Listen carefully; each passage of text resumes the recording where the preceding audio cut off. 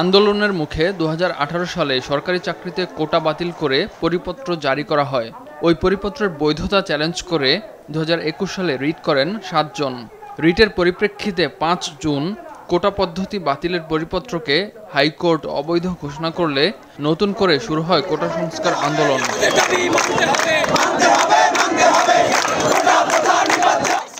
গেল 18 জুলাই সারা দেশে complete shutdown কর্মসূচি ঘোষণা করেন কোটা সংস্কার আন্দোলনকারীরা।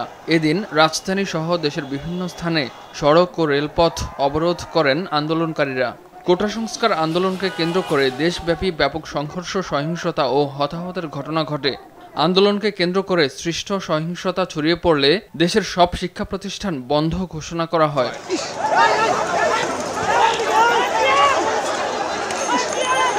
কোটা সংস্কার আন্দোলনকে কেন্দ্র করে দেশব্যাপী সংঘর্ষ, সহিংসতা ও হতাহতের ঘটনায় উদ্বেগ প্রকাশ করেছে বিভিন্ন আন্তর্জাতিক সংস্থা ও দেশ।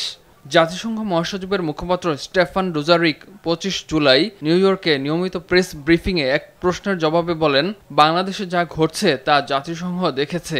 তিনি বলেন, এমন একটি পরিবেশ সৃষ্টি করা উচিত যা হবে সংলাপের উপযোগী।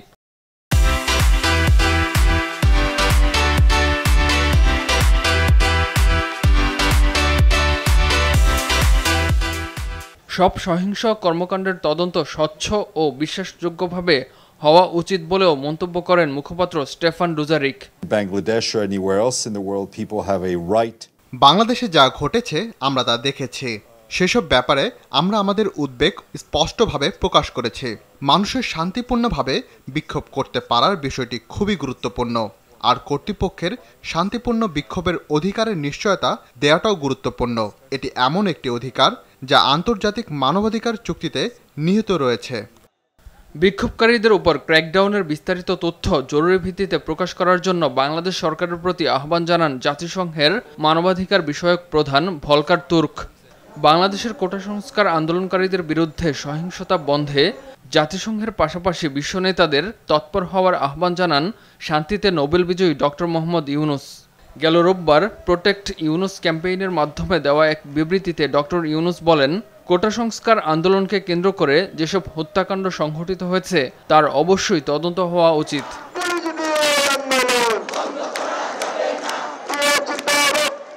ডক্টর মোহাম্মদ ইউনুসের দেওয়া বিবৃতিকে রাষ্ট্রবিরোধী উল্লেখ করে পররাষ্ট্রমন্ত্রী ডক্টর হাসান মাহমুদ বলেন, দেশের ওপর হামলার প্রতিবাদ না জানিয়ে মোহাম্মদ ইউনুস যে বিবৃতি দিয়েছেন তা খুবই দুঃখজনক। আমাদের দেশের আভ্যন্তরীণ ইস্যুতে বিদেশিদেরকে তিনি আহ্বান জানিয়েছেন হস্তক্ষেপ করার জন্য। এটি রাষ্ট্রবিরোধী। একজন নোবেল লরিয়েট দেশের উপর, রাষ্ট্রের উপর যে হামলা হয়েছে সেই হামলার প্রতিবাদ না জানিয়ে বরং বিবৃতি দিয়েছেন অন্যান্য বিষয় নিয়ে, সেটি সত্যি দুঃখজনক।